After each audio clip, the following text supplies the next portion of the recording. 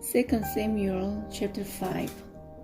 All the tribes of Israel came to David at Hebron and said, "We are your own flesh and blood.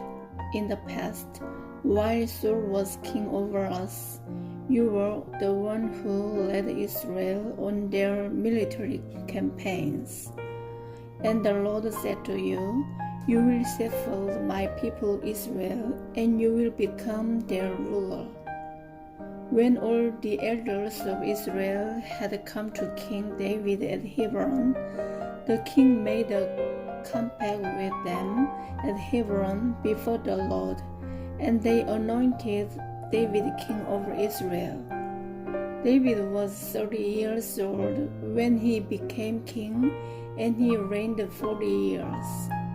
In Hebron he reigned over Judah 7 years and 6 months. And in Jerusalem he reigned over all Israel and Judah 33 years. The king and his men marched to Jerusalem to attack the Jebusites who lived there.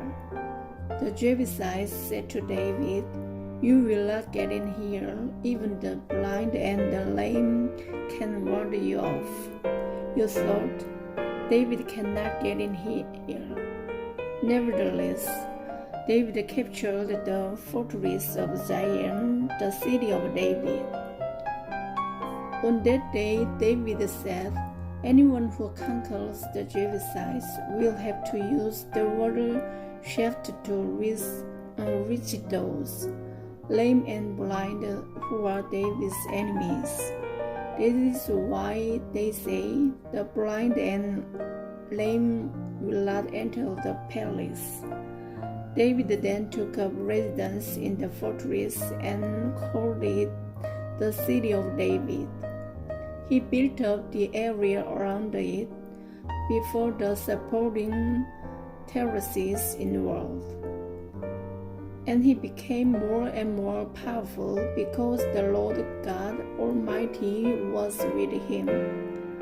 Now Hiram king of Tyre sent messengers to David, along with cedar logs and carpenters and stonemasons, and they built a palace for David. And David knew that the Lord had established him as king over Israel and had exalted his kingdom for the sake of his people Israel.